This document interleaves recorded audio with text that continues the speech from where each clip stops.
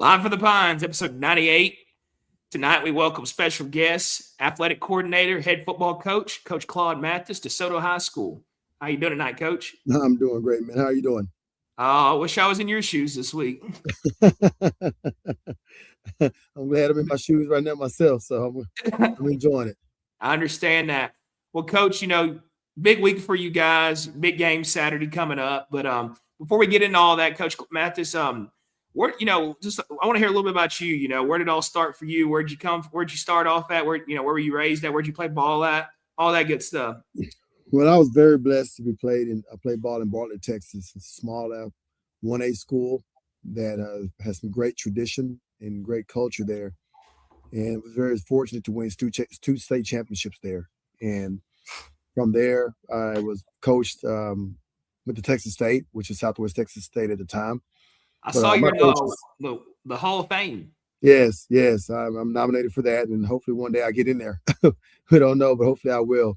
I'm in the Hall of Honor there, and I was very blessed at Texas, Southwest Texas State at the time, and a lot of accolades. But again, was very blessed. Had some great teammates there, some great coaches there, as well as I had in Bartlett with Coach Cron and Coach Gregory, Coach Jones, and so many others that had helped me. And it's one of those things where you leave college and you go play in the league a little bit and get hurt and fall back on your degree. And Coach Gregory was fortunate enough to give me a job when I came out, and the rest was history. I learned from him and learned a lot from him, and know a lot to him. And so from there, I went to Austin Anderson, went to Somerville, and from Somerville, I came back to Austin LBJ. From LBJ, I went to DeSoto and was there for 2014, and left to go back up a little bit. Went to Houston, and then came back to DeSoto. Then I left DeSoto again in 2014 and went to coach at SMU. And then from there, I went to get out and coach my boys, and I went to Marshall, and then back at DeSoto in 2019. So, you've had a chance to coach at all different classifications, yes, and also been around the state. But, what sticks out to you the most about DeSoto? It's a winning tradition. The program speaks for itself. But what sticks out so much about DeSoto to you? I mean, we have so many players that are in the NFL and played in the NFL and played in college. And we're very blessed to have a great program where our kids are successful and able to, play far and play deep in the playoffs and win state championships and leave there and go to college and have great college careers and go to the NFL. So, but most importantly, now those guys are graduating and getting their degrees. So, I mean, it's just a great place to be at. And it's a lot of great kids that are fortunate that comes back. Had a bunch of them on the sideline this past weekend, and just a great place to be. So very fortunate and very happy to be where I'm at right now, and very happy to have a lot of great athletes, great alumni, great smart guys to come through DeSoto and get the degrees and love some football. That's great. That's the plan. Everybody will not play at the next level, but everybody has a chance to stay close to the game if they want to, and that's coaching. And, something sticks out. There's a tweet made this week about, Texas football, and I love what somebody said. You got to be certified in the state of Texas to coach football. Yeah, you do. That speaks a lot. That speaks a lot. It's different. You have to be certified to do this job. You can't just know ball and just walk into this job, because one of the roles of this job is, basically either in a classroom or being an administrator. And you know what? This game has been great to me. Very fortunate.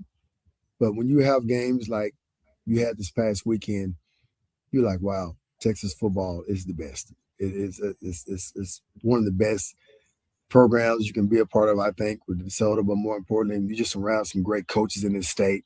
You have some great teams in this state, and we're very competitive.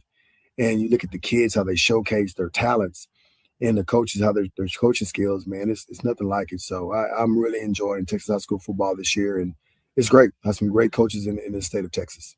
It speaks for itself. Look at all the news going around it, Yeah. It is. And of course, state is this weekend coming up, and it's one of the largest in the state, which is in this state, but around the nation. But you just got to enjoy it, man. Big weekend for Texas high school football this weekend, and I'm going to enjoy it. Exactly. Coach Mathis, talking about your program, what are some of the things y'all do inside the walls at DeSoto to function the way y'all do? Like the day-to-day, it's not just going out there and lining up on Fridays and playing football. It's a lot put into it throughout the week between you, your staff, and everybody else in the community. You know what? It's a lot of mental preparation. It's a lot of preparation throughout the week. Our coaches, we meet often. We're prepared. So when the kids come down, they know exactly what our expectations are. They know exactly what to do, and they understand how we're going to handle it. And the preparation this year changed from last year a little bit because we lost. And so there's some things that have to change, and we changed it, and it's changed now, and it continues to roll now just because of the little things we tweaked this year.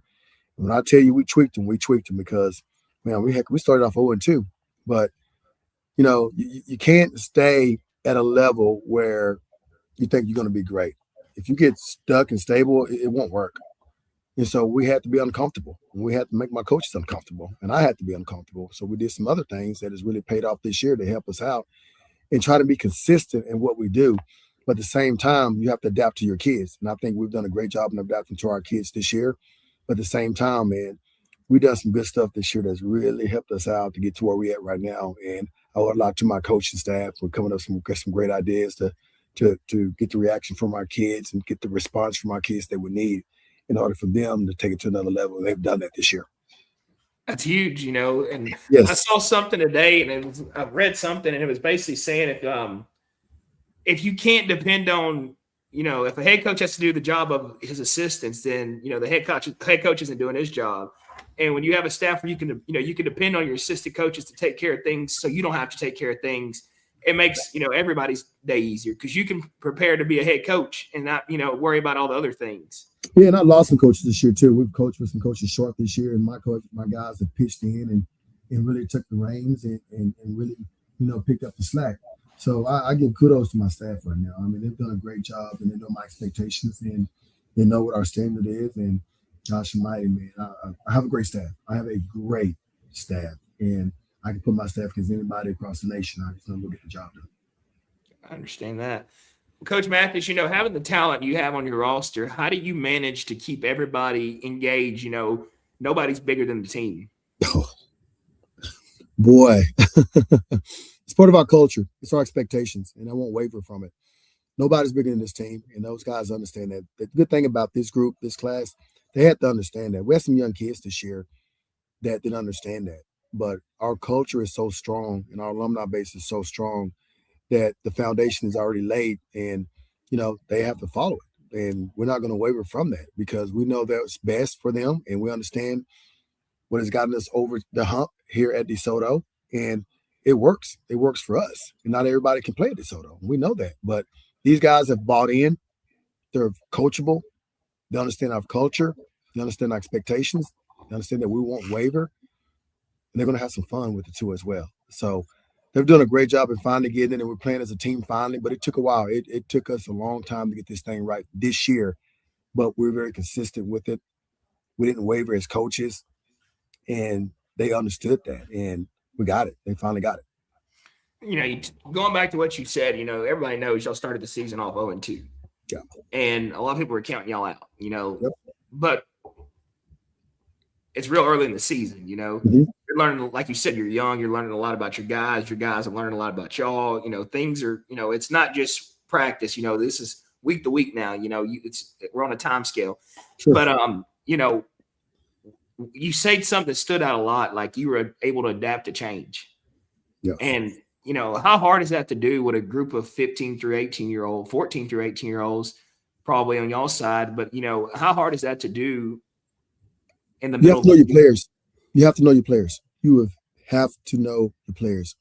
And our coaches, part of our great tradition here, we have to have relationships with our players. And so each position coach know each one of their players. They have to, in order for me to know them all. So we all communicate. They let me know how it goes and what they're doing, like their favorite stuff this is and this and that. And I know when a kid is having a bad day because I've got a great relationship with him. I know he's having a great day. But you have to. And some kids are not going to be very open with you, but they may be open with another coach. So you just have to adapt to that right there. And you have to adapt to them when it comes to the offense or defense or the talent level that we have that year. It's different. It's totally different. And I think we've done a great job in doing that. Continue to do that. And our guys right now, I mean, we got them in the right spots for now. Quarterback went down early this year, and we're playing with some guys that were hurt this year, and we're finally getting them back. And we had to make sure some other kids get in those spots. But we wouldn't have known that if we wouldn't have adapted to our kids and understand who can do this and who can do that and be prepared for it. So I think adaptation is very important, especially when you have a bunch of young kids and what they can do and what they cannot do, because you cannot put them in a situation to be not successful. We always got to put our kids in a situation to be successful, and I'm big on that right there. So we've adapted great to our kids this year. They've adapted to us, and our culture is still strong. It's not going to fit. It's not going to stop. We're going to keep it. You know, do you believe that, those 2 losses made y'all even better? Huh. The team that beat us out of Georgia, Creekside, they just won state on Monday. They had to lose the game. And I knew they were good when we played them, and it was shocked the heck out of me how good they changed in a year. And I'll never forget that coach, he called me after the game. He told me after that game they played us the first year, because I think we beat them 70-0 or 70-6. And he said that's the best thing that happened to him. And they learned from that. And trust me, I learned from that whooping that he gave me too as well. And we've learned a lot from those 2 games. We did. Had an injured quarterback. I still think if he wouldn't have been injured, we would have won. Would have been at 1-1, but we weren't. So we're still trying to find ourselves. But we learned a lot about this team, a lot about the staff, but more so about those players. And they fought back from that first game, and I knew it was there. I knew they had to fight in them, and they're going to continue to fight for us. And we didn't lose them, and we weren't going to lose them. And I just know that us being 0-2, it's really put us in a good situation that we are in right now. We're playing for a state championship. That's the goal. Yeah, no doubt. That's definitely our goal for next year, for sure. It is. Everybody's goal. Yeah. But when does the culture in DeSoto football start? Does it start in 9th grade, or does it start when in middle school, elementary? When does it start? When do kids realize I want to go be a DeSoto Eagle? It starts at the younger age. It starts in elementary schools. It starts in the junior highs, and it doesn't stop. And it's just one of those things where kids want to be like a Feaster. They want to be like a Sarad. They want to be like a Chase. I mean, a JoJo. I mean, or some of our offensive and defensive line like a Juicy. I mean, they want to be like those guys because they see those guys are having success, and they're having fun, and they're winning games, and they're winning championships. And who doesn't want to be a part of that right there? And they're going to school, and they pretty much pick some of the colleges that they want to go to. And that's what kids' dreams are. They want to go play college ball. They want to go play in the NFL. And, what better place to do it is at DeSoto. So I think our kids, we start that at a young age, and we continue to be at a young age. And I'm going to continue to hit our elementary schools and hit our junior high schools and let them know what DeSoto football is about. And hopefully they'll be a part of it the rest of their lives as long as they're at DeSoto. Love that. Talking about the youth and all that, we talked about the culture and different things, but being in the area you're located in with all the power, all the great programs surrounding y'all, how hard is it as a head coach to make sure that, I'm in my kids' faces from a young age so they know, the standard, they know DeSoto, they know me, and we build that relationship at a young age because, the game's changing tremendously. People are willing to, say, let's not wait our turn anymore. Let's just go somewhere else, and we can start young instead of waiting our turn and being a part of something great. Got to keep the foxes out the hen house. That's what the old folks say. Got to keep the foxes out the hen house. Got to do whatever you do to keep them out your hen house. And as I say that to say this, you got to keep them out your backyard. You have to have your kids. You can't lose your kids in the junior house. And that's what they start picking them off at. They try to pick them off in the junior house. They really do. And you got to understand that DeSoto is a place that's rich in tradition. DeSoto has a lot of great kids that are smart and they're very athletic. And people are going to try to pick them off. And you got to continue to preach academics. You have to continue to preach fundamentals. You have to continue to preach. You can get those kids and put them in a situation to be successful so they have a chance to go to college. And that's what our parents want. They just want a chance for those kids to have a chance to go to college, have a play, but more so being part of a growth program where you can raise young men, because not everybody's going to go to college. But you want to be in a program where you can raise young men to be great men when they get out of there. And it's like I tell everybody, if it's just about football, I have failed your life. So it ain't going to be about just football with me. So that's what we try to do and teach our parents and educate our parents on when they're coming up and why their kids should be at DeSoto and stay at DeSoto. Because I'm telling you, there's a lot of people out there that try to pick you off, and it just can't happen in DeSoto. That's great. And like you said, it all starts at a young age. You get in Yes, their face at a young age, you got them then. it does. So No, it really talk, does. talking about this group you have now, what sticks out the most? Because I'm sure that you understand this, you do it every day, but kids have changed.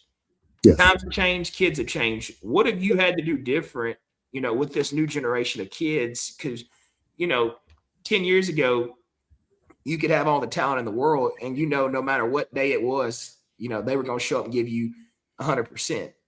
Like they weren't going to let outside noise get in the way of what's going on. And the new generation of kids, it's easy for them to get distracted. They need to know the biggest thing that I've learned with my kids when I'm sitting down talking to Nick Saban at the table one day in my office is why. They want to know why. And totally blew my mind when Nick was telling me about this because his players at Alabama some of them was going to know why. And he had to explain to them why we do this, why we do that, why we're in the situation you're in, why you're in that situation, why we do this. And once they understand the word why, it's so much easier. It's so much easier for them to play for you. It's so much easier for them to listen to you. It's so much easier for them to do things for you and understand the game because they know why. And that's been the biggest thing for me. And some of these kids from us, they hear the outside noise, but then sometimes they get the outside noise at their own kitchen table, in their own house. Huge. That's huge. That's the part that you have to that's the hardest part to fight when it's coming from inside their own house. So we try to explain to our parents that being very positive when it comes to our kids. Tell our parents really watch the internet because they'll try to get you out there, and we keep our kids out. We have somebody monitoring our internet, by the way, our social media. So I pretty much know what goes on with social media. I really do. It's like we had a kid after the Willis game, and they thought this kid had did something to Bishop, and we had to really show the video to the other people to realize that it wasn't him. And he was taking a beat down. And thank God we was able to catch it on our social media because it was some people, some grown adults really treating this kid really bad on social media. And we was able to catch it and basically remove him off of it because it was not a good situation for him, especially the way they were treating him. So the outside noise, if you let it creep in, it will destroy our program. But we do a pretty good job here at DeSoto and trying to keep that out and keeping our kids off the internet and having somebody monitor our young men to make sure they win a situation for us to not let that outside noise come into our program. Social media can be a downfall. It's huge. No matter what you might have meant, it can get spent, anything, especially being so young, you don't think about posts, before you post stuff sometimes. No, you don't. You don't. And having somebody to watch that, you might save a kid opportunity. Yeah, we try to educate as much as possible about social media. And I think our guys have done a great job this year, especially on social media, staying off social media, and most important, not responding to things they see on social media. And, it hasn't been easy. We're not perfect at all. I'm not saying that, but what I'm saying is we try to put our kids in a situation to be successful and not do that and try to teach them. And hopefully they make the right choice by doing that. Like I tell them all the time, you have two choices. You can make a good choice. You can make a bad choice. Which one are we going to make? What's best for us? What's best for this team? And hopefully they'll make their right choice. Yeah, I know we don't have much longer. You got a busy week to finish and everything. But what's it like being in this position that your program's in this week? You've been there a time or two before, but what's it like? Like what's the buildup look like? Just from the start of December, the start of the season to the middle of the season to the playoffs to now playing in December. What is that like? What's the day-to-day look like? You know what? It's a long year. I was the AD too as well, so I was wearing a lot of hats at the time, and I had a lot of my staff doing a lot of work for me. But it's some long hours. It's some seriously long hours, and you have to watch yourself during the year. And I think what got me this year, I didn't get a break. This was the first time I didn't get a break in a while, a long time when it comes to summer. I try to usually take at least a week off, at least, but it wasn't nothing like that this year. I have been going ever since we ended the season. Got beat. Got beat. We didn't win it. We had won our consecutive streak, had lost a game in almost 2 years. We got beat. And it was such so much stuff happening that I wasn't able to take a break, and I was just driven by that too as well. So I have to watch my coaches during the season to make sure I give them time to rest as well. And I have to monitor our kids too as well throughout the season. And that's part of our day-to-day operations. That's part of my day-to-day operations because I'm over that. And by the time we get to district play, well, most importantly, after district play, we get to the playoffs, my guys are rested and ready to go. So there's a lot that goes in there in that process right there. We're just trying to get them prepared and ready to go and play 16 ball games to get to the point that we are right now. But at the same time, with me, I'm exhausted. I am, but that doesn't mean anything. I'd rather be exhausted and tired as long as we can win championships. I can live with that. Rest will come. I'm not worried about rest right now. Rest will come. My family's been great. They understand that, but rest will come. But it's something that we have to do right now. And our kids understand they've been in there with us, and it's a process all those weeks leading up to where it is right now. And I'm just glad that we've executed it, and we're in a process in our town to hopefully have a chance to win one. And we just got to go out there and execute. But at the same time, there's a lot leading up to this, and it wasn't easy. I can tell you that it wasn't easy at all. This is the most difficult journey that we've had when it comes to state championships. Yeah. And you say that, but people really don't realize what goes into No, day-to-day life of the kids, y'all's no, life, administrator, staff. Because I'll tell you one thing, football season's been over for us for a couple weeks now, but Monday you have something, Tuesday you yeah, have something, Wednesday you have something, Thursday you have something, Friday you're leaving as a fan, you're leaving work early. You're getting there trying to get everything ready for the kids, but you don't get home till late Friday. yeah, Saturday you want to make a trip or do something, you're exhausted, but people don't realize what all goes into the week, no, especially 16 weeks of it. no, no. This is an early night for me. Actually, since the playoffs have started to come home, because at the end of the day, you still have to take care of yourself and take care of the kids, but also make sure the coaches are getting the proper rest too, as well. The kids are make sure they're getting the proper rest. So it's a day-to-day operation that falls on me, and I take full responsibility of it. And if we're not clicking on all cylinders, it's on me. If we're not fresh and ready to go, it's on me. If we're not executing, it's on me. And that's how I look at it. Because at the end of the day, I'm the leader.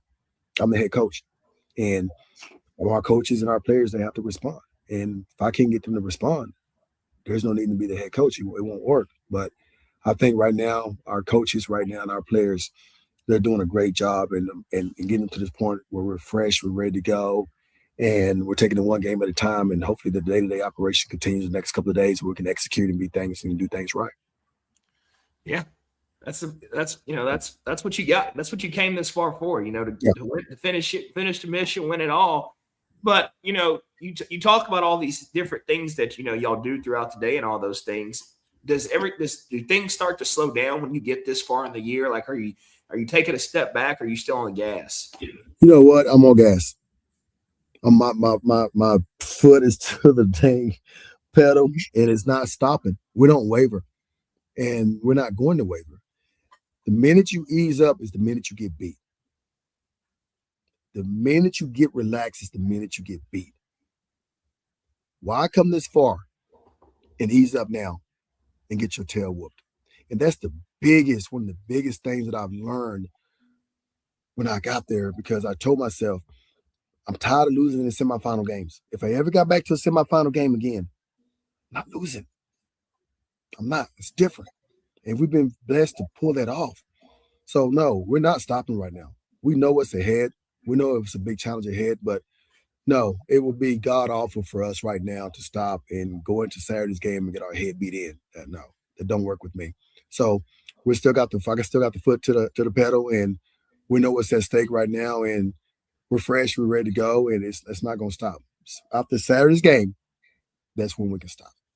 Only for a couple of days until we get started the following day. But that's how I work. I mean, I'm serious. I mean, it was funny because in 23 we won it, and 2 days later, 2 days after Christmas, we're back in office.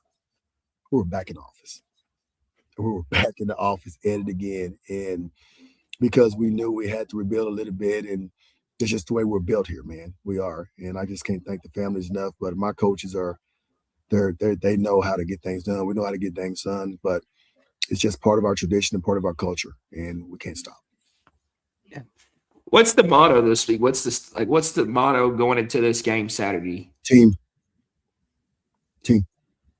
It's all about this team. If you play for one another, you take care of one another, and you do things for one another, you hold each other accountable, you fight for one another, you are disciplined. But all that goes around. I'll cut you off real quick. That's something I want to talk about. If you go back to a couple of years ago, the video y'all walking out, entering the stadium, entering the field at AT&T Stadium, that video that went viral. If you look at the video, you let them get loose, you let them, have their fun. Yes. But it's like a snap of the finger. Everybody just lined up in the tunnel, and they knew what was on. How do you build that kind of discipline? You install it. They know me. They know me. And they understand when it's time to do that and it's time not to do that. And when I say lock in, they know what that means. I don't have to say nothing else. The only thing I have to say is lock in. Lock in. Time to lock in. Lock in. They know what that means. So I let them have their fun. I let them be free. That's one thing you have to trust me. I've learned this about our kids. When it's time to go, I'll let them go. There's sometimes that day out that tunnel, I could not hold them. I get chills talking about it. I could not hold them. I knew who was about to play was in trouble. I knew that because our kids was ready that day. So at the end of the day, I said, the hell with it, go. And I released them. And they didn't look back. They did not look back. So when they're ready, and I know when they're not ready. And it's a long way from Saturday, but I'm telling you, that Saturday, 2023, they were locked and loaded, and there was nothing that I can do to hold them back anymore. It wasn't, and I let them go. Do you think a lot, I'm glad that you said that because, man, I just feel like at the age these kids are at, if you take all that away from them, they don't react the same. It's, you go back 20 years ago, you didn't have all those Bluetooth speakers and all that, Yeah. They got in the tunnel, they might have said a few words and it was business. But I feel like the kids nowadays, if you don't give them that NBA young boy or, all the stuff they like, they will not react the same. I feel like they got to have that. But like you said, though, they know when it's time to just lock in, though. And that's the difference between some people. Some people don't know when to keep it between the lines and, you just go play football. They take it to another level. But, you can have that if you can respect that. Yeah, I know this team very well. But I have to know every team very well. And if I don't know my team and my staff, I won't be a successful coach. We would not be successful. It'll be a letdown. We will lose. I know this team and I know this staff. I know when they're ready and I know when they're not ready. And it's my job, nobody else's job. It's my job to make sure they're ready. And by saying that, of course, my coaches know this too as well. So it's on them too as well. But at the end of the day, it's my job to have everybody ready. And trust me, it's on me right now. And I know what we have to do, especially to finish up this week. But it's on me. It's on me to make sure that everybody's ready to go and good to go. There's no excuses. We can't come out in any game flat. If they come out in the game flat, it's on me. It's the head coach. So these guys right now, we're not there. We're not ready yet. Well, I know we'll be ready by Saturday, but we're not there yet. We got a long ways to go and got to be locked in and finishing things up. But I know. As a coach, if you know your team, you'll know. Well, Coach Mathis, I thank you for coming on live from the Pines tonight. I'm gonna let you get some rest. I know it's been a long year, long season. So I'm gonna let you said so early now. I'm gonna let you get you some rest. But before we go, I thank you for taking the time out of your day to come on live from the Pines. I know it's a busy week, a lot at stake this weekend. So you coming on here this week means a lot. I appreciate you so much.